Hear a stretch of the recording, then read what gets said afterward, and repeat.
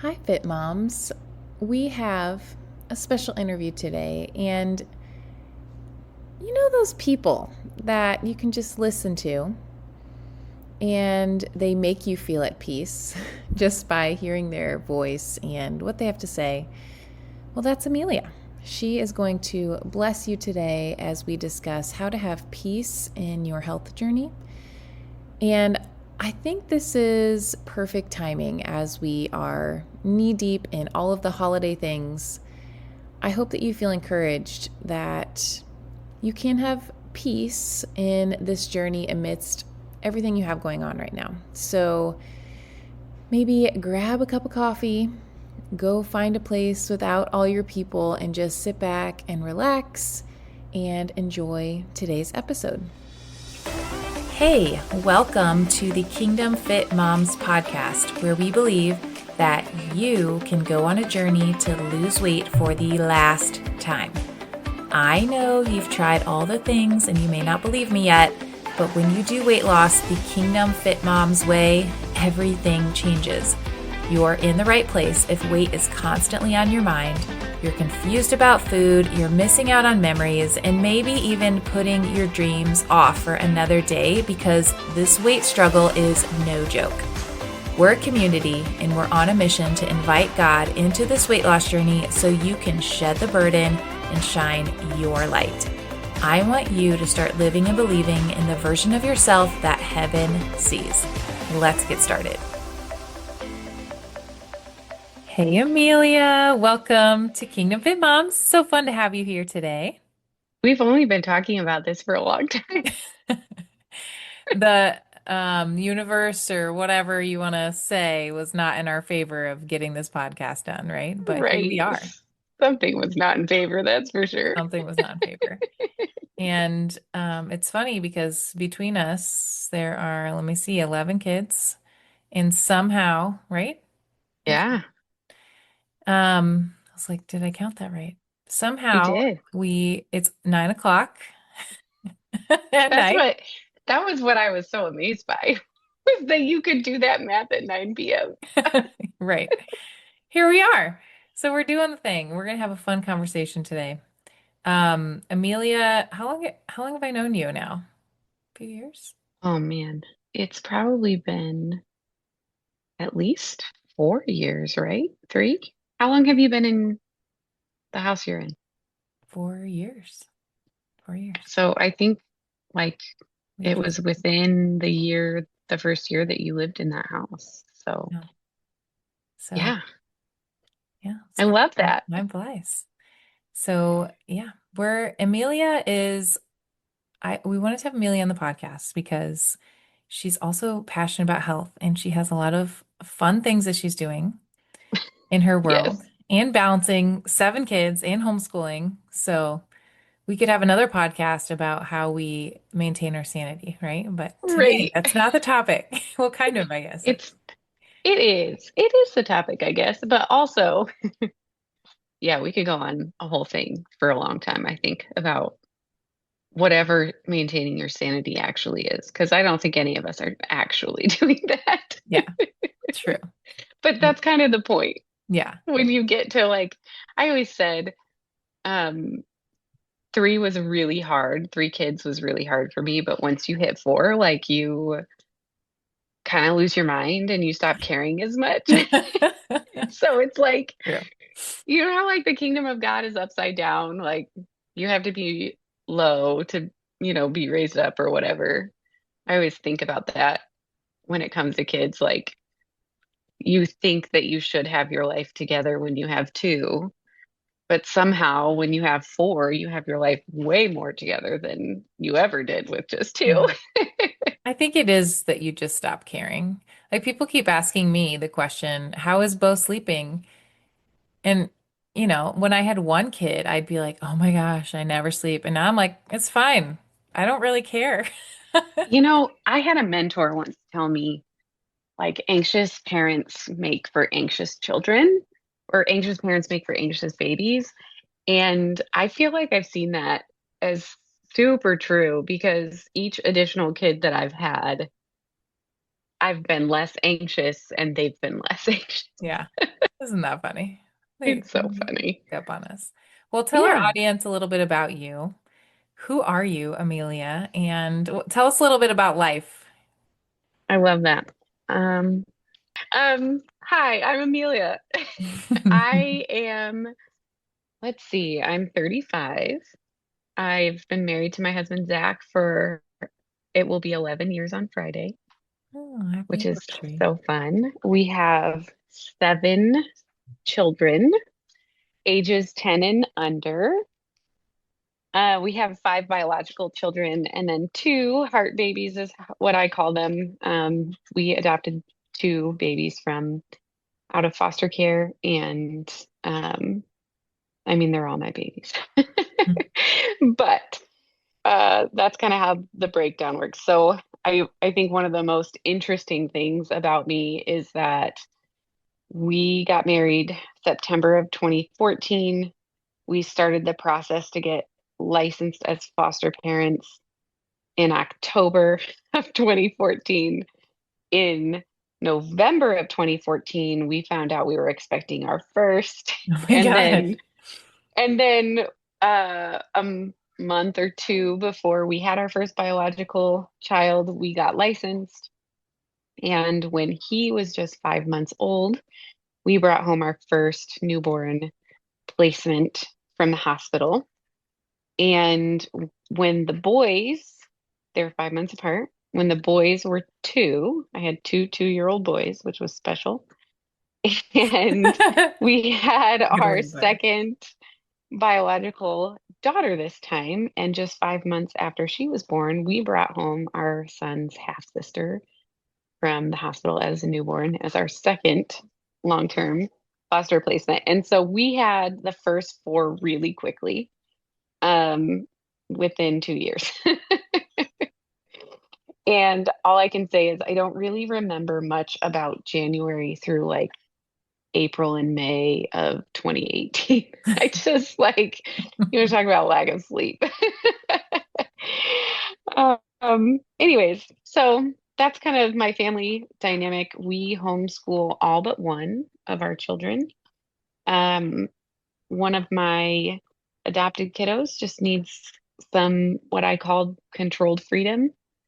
They really like to be at school and have that freedom. And yeah, it's going great. And I'm super thankful that we kind of take every kid every year, and base it on their personality and kind of all of the things. And so um, yeah, they just like to have that freedom. Love it. That's the Um, beauty of it. You can do that, right? yes, it is the beauty of it. The rest of us are doing classical conversations, and boy, do we love it. So I think we're probably going to be lifers, the rest of us. But Awesome. we'll see. I have some that aren't even school age yet, so we'll see. So some other fun facts about me. My husband and I own a gym, a functional fitness gym called Awaken Fitness Collective. We're just super passionate about helping people live and move really well. We always joke that we want people to be really good at walking upstairs and sitting in chairs and carrying all of their groceries in one trip. So just very functional, everyday life stuff is kind of where we're passionate. And then in addition to that, I have a health coaching practice called Irenic Culture and Co., where I get to help women aim at peace in their health every single day. And it is such a joy. It's so funny. I've done so many different businesses and entrepreneurial things, and this one just feels like the greatest honor. And so, irenic is a word that means aimed at peace. And so, just kind of my passion is just to help women to aim themselves at peace, just in whatever stage of their health journey they're in. So, I love yeah, it. Well, that's all about me. that's a perfect segue to our conversation today. And by the way, before we go into that, Amelia, she is a jack of many trades, and if you check out my website, she made it and she did all the beautiful work. Um, and photography and all. So, Yes.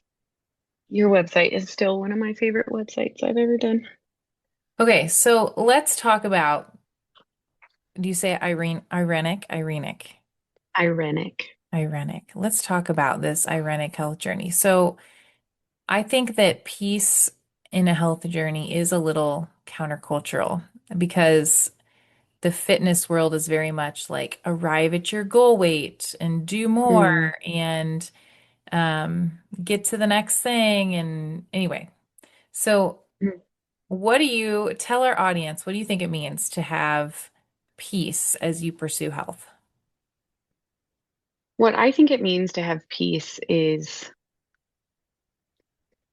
I think that our bodies were created so specifically to work in harmony with just different systems, all of our systems, right?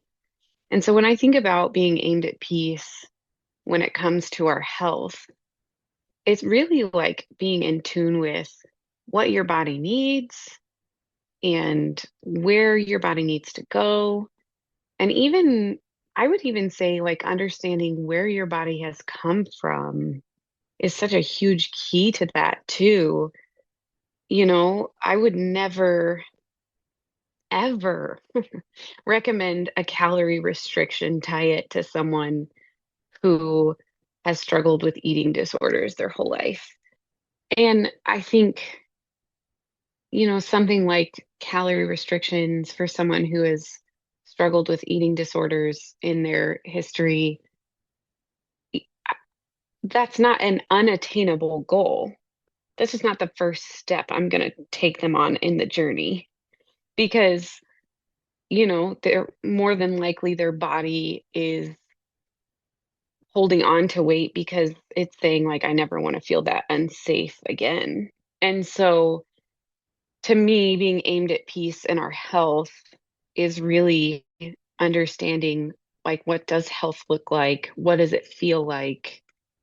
What practices can I put in place to feel good and function well and all of those things? And so it is very countercultural. And I will tell you that I think one of the hardest things I encounter with my clients is I am, my best friend calls me blunt as a spoon. I am just kind of the kind of person that's just going to tell you what I think and how I think about it and in a loving way, but I'm always going to be straightforward because I'm a very genuine person. I don't like to be disingenuous. And so the hardest thing for me is I do meet with my health coaching clients and I'm like I cannot tell you that this is going to happen for you quickly, Yeah. but I can tell you that once some things start clicking into place, it's going to be the most sustainable you've ever experienced it. And it's going to last. And that's what I'm after. I mean, like, I'm in it for the long game. It's not 3 months and you're done. It's like, hey, I want to know how you are 3 years from now and 30 years from now. I want to know, did it stick? Does your body now function well because you're working together with your body? So, Yeah. And I don't know, it's just interesting to consider even how we've gotten so far away from that, right? And sometimes there's a lot of rewiring to do. There's a lot of there changing is. mindsets and heart work and all of that. Well, and we live in a culture that is so fast paced and we want what we want and we want it now. And it really discredits, like it does a disservice to our bodies because we weren't built for speed. I mean, Mhm. we weren't built for speed when it comes to healing, Yeah. especially when it comes to healing that lasts. We can put patches on stuff left and right, and we can fake results quickly, but it always comes back around to bite us in the butt. Yeah. And, it doesn't necessarily have the longevity that we're looking for. And sometimes the best way to the result you want physically is doing that heart healing, right? Or Yes. doing the inner work. And Which is that's so slow frustrating. sometimes. It's so slow. I, at the beginning of this year, dabbled in some therapy practices that, like, seeing a therapist, and I trialed EMDR, and um, I don't know if I'll ever do that again, to be honest. I'm not saying it's bad. I'm just saying I I struggled a lot. Um, but I did some therapy this year that was called brain spotting, Hmm. which is it's a really cool concept. And there is nothing like putting yourself through. I'm not a therapist. I'm a health coach. I don't pretend to be a therapist when I'm when I'm talking with my clients, but there is some mindset work that we do that there's just nothing like putting yourself in that position and being like, "Oh man, this is like a lot for someone to process through." So, Gave you some new empathy, huh? for sure. For sure. So they're always good. So how would you process just this idea of striving for better health Hmm. and accepting where you're at right now? Because if it's a slow game, I think we do want the result. It's so easy to like go get a GLP-1 now, right? And just let's just speed up Yeah. the process and do the thing. But how do you accept where you are and still take action and want more? Yes. So I think for me, the key here is listening to your body. I say to my clients all the time, your body is always talking to you. It's just a matter of, are you listening, for one? Does your lifestyle create the capacity for you to listen? And number two, do you understand what it's trying to say? Which I think is where people like you and me come in. Because, I may have a woman come in and say, "Oh, I am craving sugar all the time." And when I hear that, I'm saying, like, okay, well, what have you had to eat in the last 72 hours? Like, we're gonna do a inventory of everything she's eaten for the last 72 hours. I promise you, 99.99999% of the time, she's not had enough calories or carbs. And so she is sitting here telling herself, I'm shameful. I just can't muscle it enough to not eat sugar or candy or carbs or whatever it is, you know? And I'm over here like, no, but like this makes sense. Let's look at it on paper. This makes so much sense. And so I think through all the diet cultures we've gone through in the history of all time. And I think today there's a growing population that thinks, like, who cares if I'm skinny? That's not the goal anymore. Because I think we don't just see skinny people all the time anymore, right? Um, I'm far more concerned with how do I feel right now? And more than just being skinny or not skinny or any of those things, I think it's just really important to be able to understand like where your body's at and what it's trying to say to you. Yeah. Yeah. And it is amazing how, even as we go through a cycle every month, Hmm. right? How our Yeah, body speaks to us about what we need for hormones. And it's pretty cool to think how God has wired us to that. But sometimes, I don't know, I feel like sometimes it's hard to separate emotions from how my body's feeling too, you know? for sure. You want to know the most fascinating fact I've learned in the last year? This just fascinates me. Our bodies, our female physiology, hormones wise, are most bioidentical to male physiology on day one of our cycle because we have the lowest hormones Hmm. on day one of our cycle. Now, isn't that fascinating? I'm like, at a time when we're just so emotional that we would be most physiologically aligned with male physiology. It's just crazy to me from Hmm. from a hormone perspective. That's interesting. Um, but even to that point, like females are so physiologically wired to require peace when it comes to health and wellness, more so than males. Yeah. Like our bodies need to feel safe in order to get the results that we want to see. Like it's a necessity. If we go too hard at the gym, our cortisol levels are through the roof. Our adrenals are all out of whack. Like it's crazy to me. Yeah. Yeah. Yeah. I mean, another conversation for another day, but even like we experienced a couple miscarriages and even learning about progesterone tanking and again going to back Yeah, to that point of your body not feeling like a safe place. So it's pretty yeah. fascinating. Yeah. Yes, our bodies have to feel safe.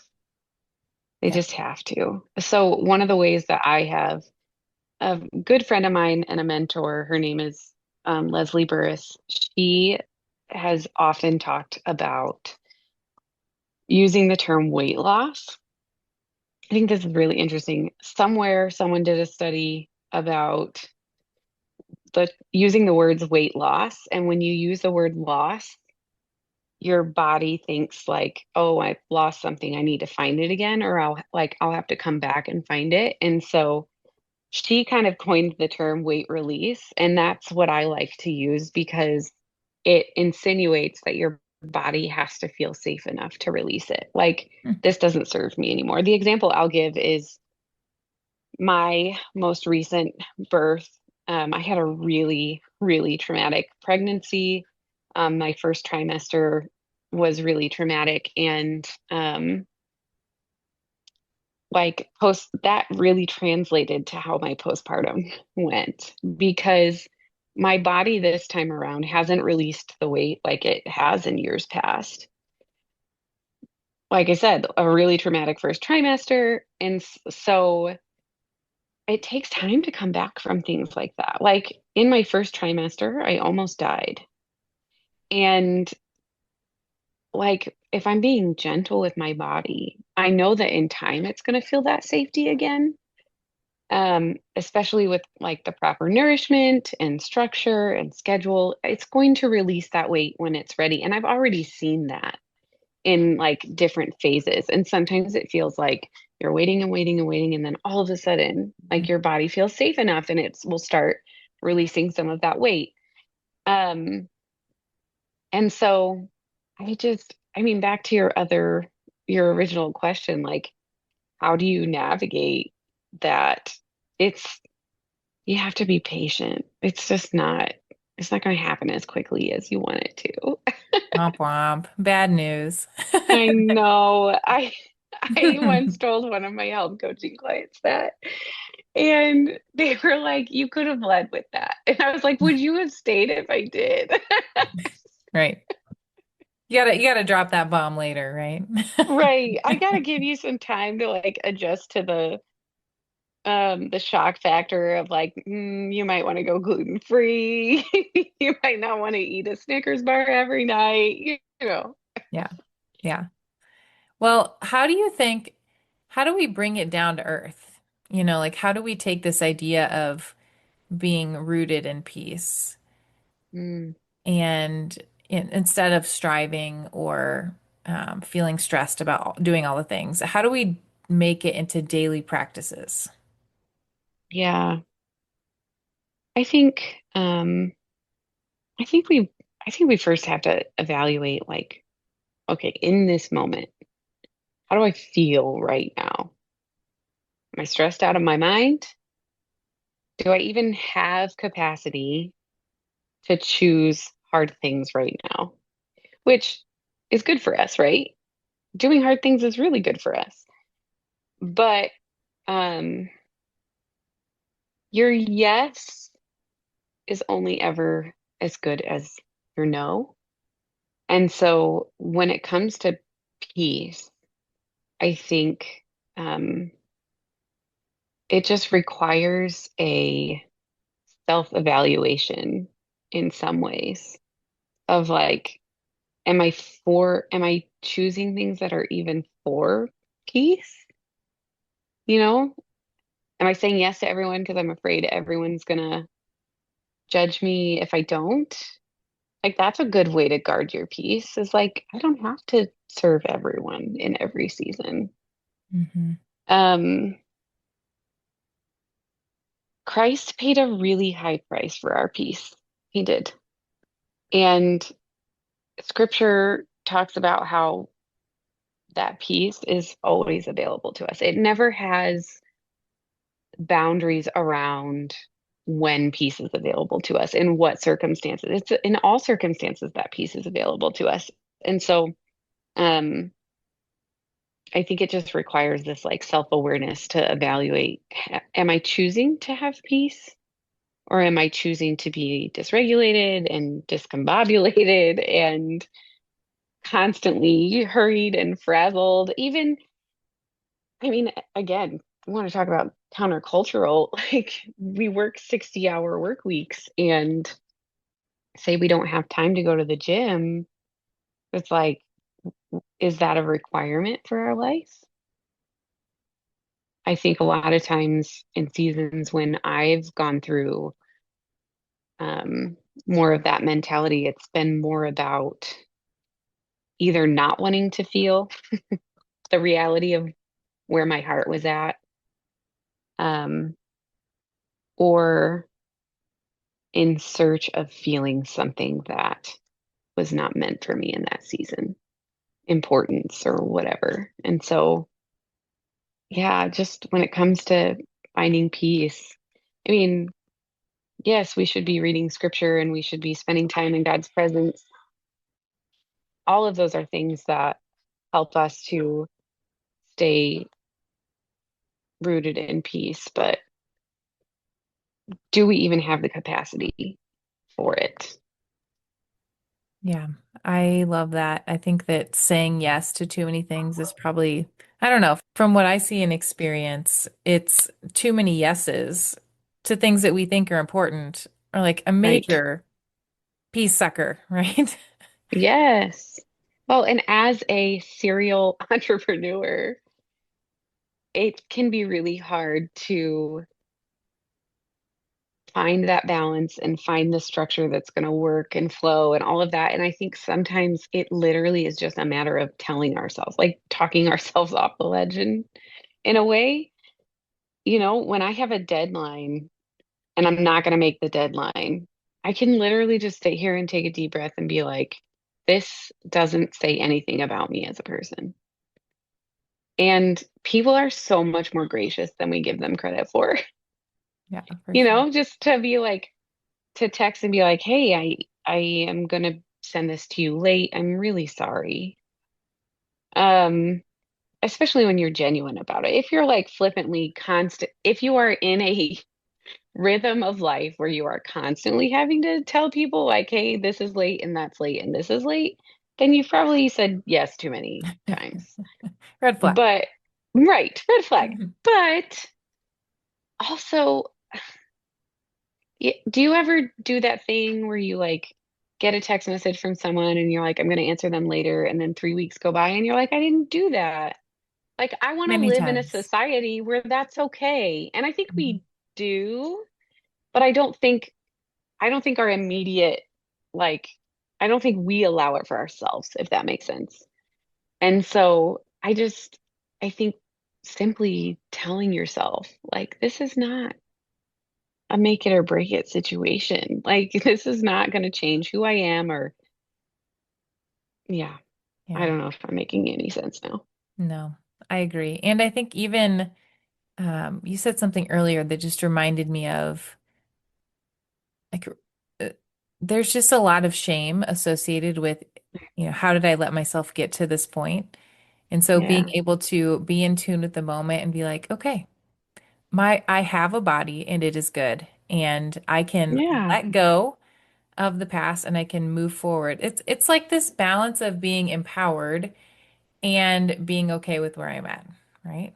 So I think, totally. And I just have to say, the words we speak to ourselves are so powerful. hmm It's so powerful. No matter how we may think saying something negative about our body might even be funny at times in certain social situations, right? But I think one of the things that I see so much is people saying things like, why does my body hate me? Or like, my body just doesn't work how it was supposed to. And I gotta be honest, like I used to be there myself. I used to be like, this is it. This is as good as it's gonna get. But your words are so powerful. I was just saying this with my kids. There's a verse, and it's slipping my mind what the reference is.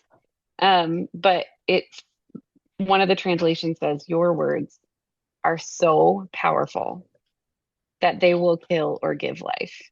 Mm, And it's Proverbs 18:21, and it's the Passion Translation. And this is what I walk my kids through when they're saying unkind things about each other. So I have a 3-year-old named Bear, and he is a bear. He has very big emotions. He also is very snuggly, but he is just one of the most fiery kids I've ever met. And he got really frustrated with someone tonight and was like, "You're a big dumb meanie." And you chuckle first because it's hilarious, but then I'm like, "Oh, Bear, like I need you to repeat after me. Your words are so powerful that they will kill or give life."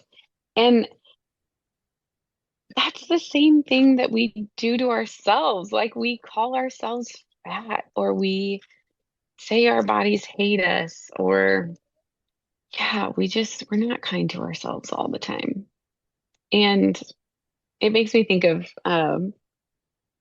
I have a friend that if I say anything negative about myself, I'll be like, "Oh my goodness, I'm so stupid. I did whatever, whatever."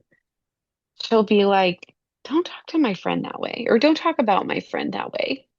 And Mhm. I feel like we have to do that to ourselves. Our words really matter. Yeah, it's so true. Whenever I'm working with somebody and they say, I just can't lose weight, I'm like, you are going to be a self-fulfilling prophecy. Like you can't say that, Right. right? You can lose weight, or, let's reframe it. I am a fit mom. I have a peaceful health journey, all those things. I totally agree. So what about Yes. setbacks? How do we that's a common struggle, whatever your health goals Mm, are, right? Life yeah. happens. So how do we stay in this place of peace and get back Yeah. on track in setbacks? I'm gonna let my blunt as a spoon personality come out here a little bit.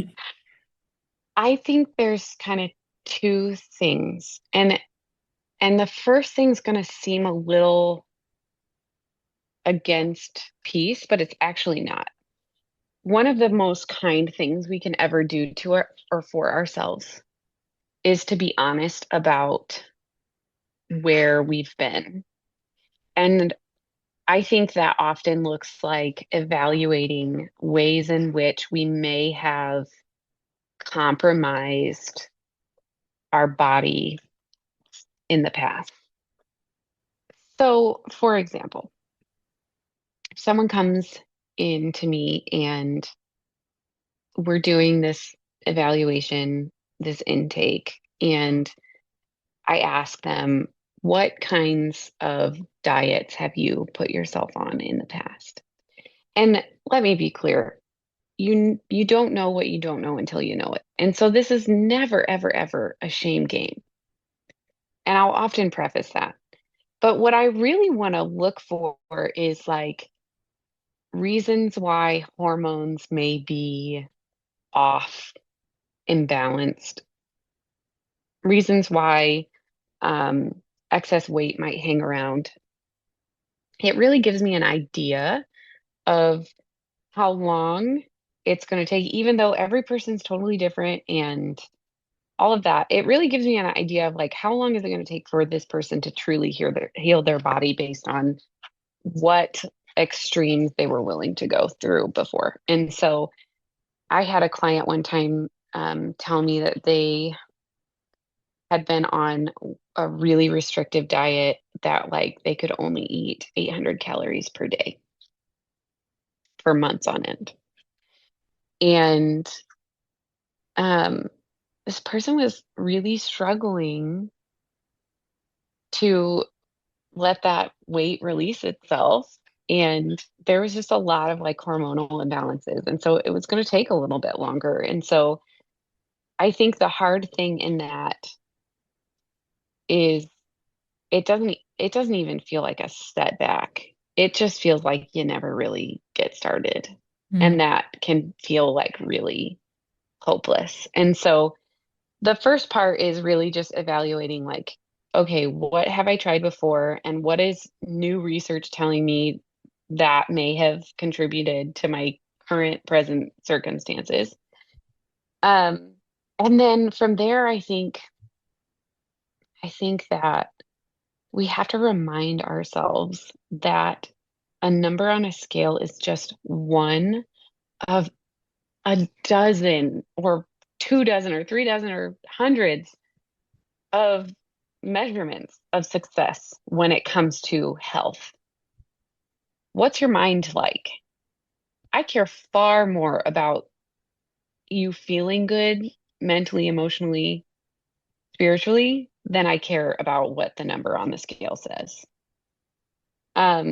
I tell my people all the time, like, measure yourself because the number on the scale could never change. And you could be like, I haven't even lost a pound and it's been 6 months. But the inches could be, your body could be completely rearranging, which is such an indication that something good is happening. It's just like we don't typically go after those measurements of success. And so, especially when it comes to navigating setbacks, I'm like, okay, let's not focus. I actually, if someone is having a really hard time feeling like they have a setback, I'll be like, you're not, I would prefer you to not weigh yourself for the next 12 weeks. And what I want you to do is every day, I want you to write down something you notice that's going well for you. I felt really clear-headed today. I didn't feel brain fog. I didn't have a crash at 3 o'clock in the afternoon. All things that I think are so much more powerful witnesses to success and health than a number on a scale. sure. Yeah. So it's reframing. What are we actually after? Yeah, what are we after? I look at pictures of myself 3 years ago and man, she was really skinny, but she it, she wasn't as happy. She needed to work out every single day in order to have a good day. That's not healthy either, Mm, yeah. you know? Yeah. Yeah. It's reframing it. And I also, like, as you were talking, I just got this picture of it's like when you're starting a snowball and it's rolling down a hill, right? It's kind of hard to get it Yeah, started, but then you kind of it get is. rolling, right? And so it's like being, Yeah. am I willing to do the hard work up front to get things rolling? And then it will get easier. Well, and I think sometimes people have really unrealistic expectations about what their body is going to look like, you know? Yeah. Especially if it has struggled to keep up with countless diets and things like that. Like we're not all aiming to be supermodels. I'm over here just trying to be able to deadlift over 200 pounds. I'm only 5 pounds away, but I've Amazing. been there for a while. Yeah. Um, like we don't, what's the goal? What's the true goal? And it's gotta be more than just a number on a scale. Yeah. It has to be. Yeah. I was just talking to one of my gals about this topic, basically like what are we after? I was like, well, maybe we just need to go watch some reels of old people doing really cool things with their bodies, right? Because that's what I'm after. Like I want to be the old lady who's Yeah.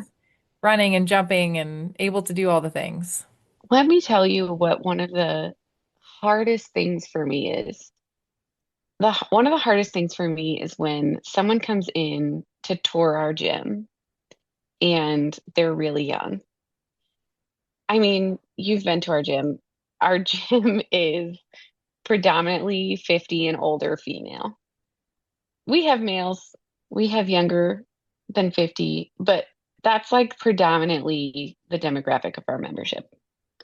And so I do a lot of coaching with like perimenopause and menopause, and we're very specific on that. And so the hardest thing for me is when someone really young comes in and they're like, "Oh, I just want to work out in a community." That's beautiful. But there's not like a gravity to this situation because in contrast, I have a 79-year-old working out at my gym. Awesome. And yeah, it's amazing. And when she first started, she had to bring her own hand weights because all of our hand weights were like our dumbbells were too heavy. Oh, sweet lady. So, and so when I think about this, I think people who are younger just don't understand that what you do now is totally going to influence how you age.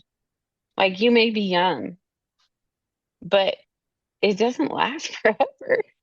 I know we all thought it would, Womp womp but let again. me tell you, I'm 35 and I already know like things just don't work the way they used to. And that's fine. But it doesn't it doesn't have to be that way when we have some intentionality about it. And so, yeah, I don't remember how I got on that tangent. Yeah. Longevity, bouncing, having a different goal in mind.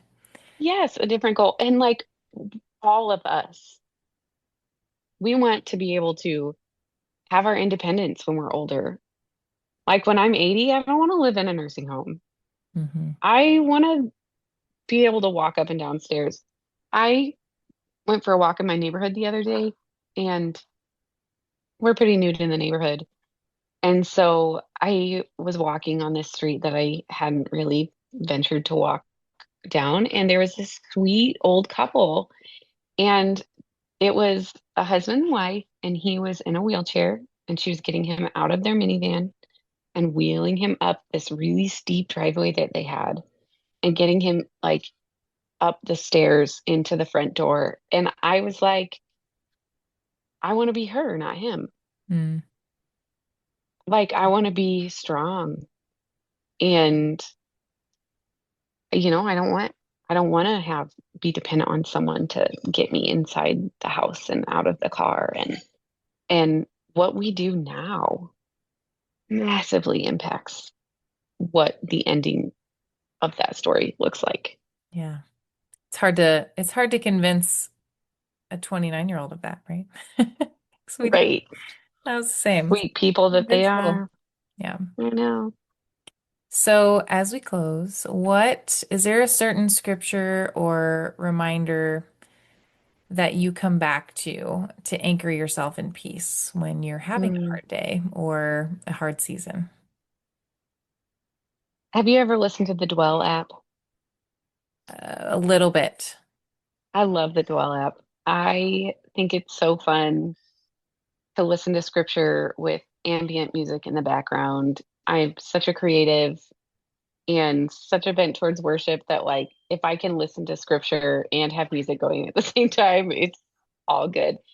And I went through a season a handful of years ago where I just was anxious every time I went to bed. And the Dwell app had this playlist called The Peaceful Night.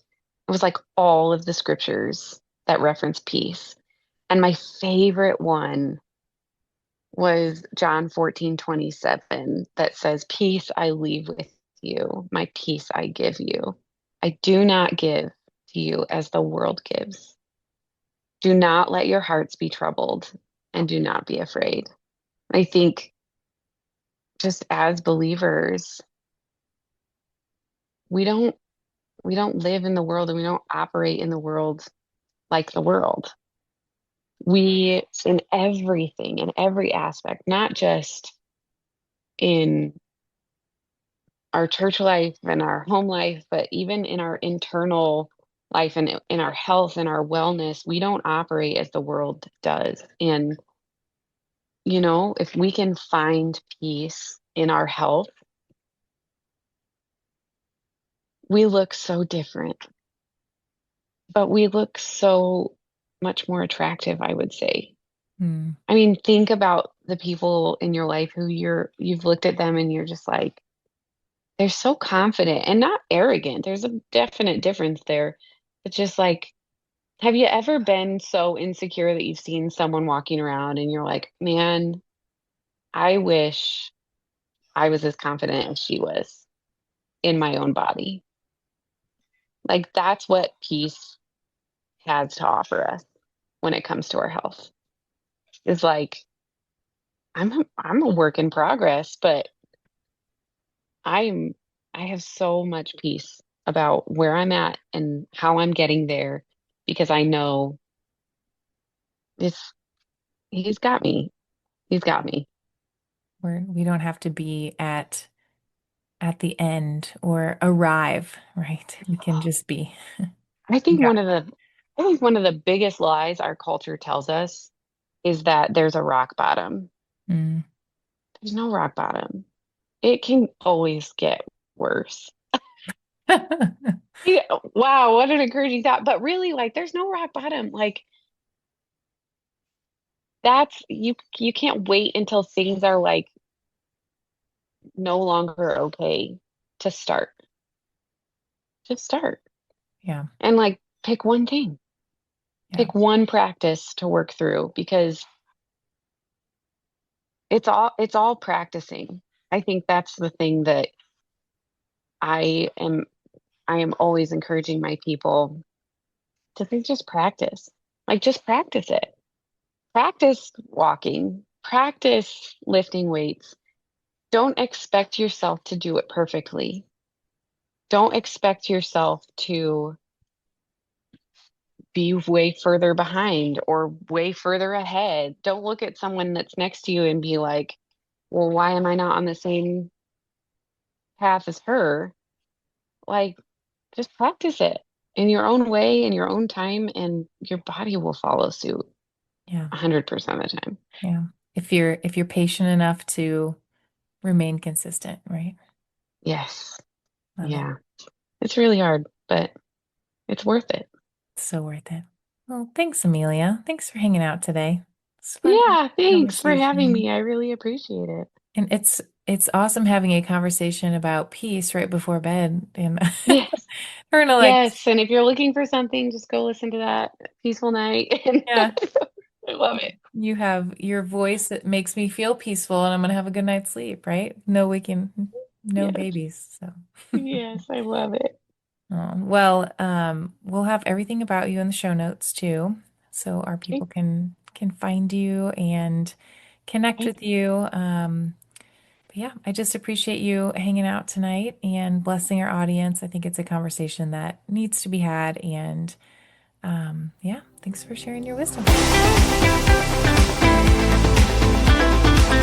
Hey, Fit Mom, if this episode blessed you today and you can think of somebody else who's struggling in her weight loss journey, would you consider sharing this week's episode with her to give her a sense of hope? And then while you're at it, hop on over to our free Facebook community, Kingdom Fit Moms, for daily encouragement and support. Let's go shed the weight to shine the light.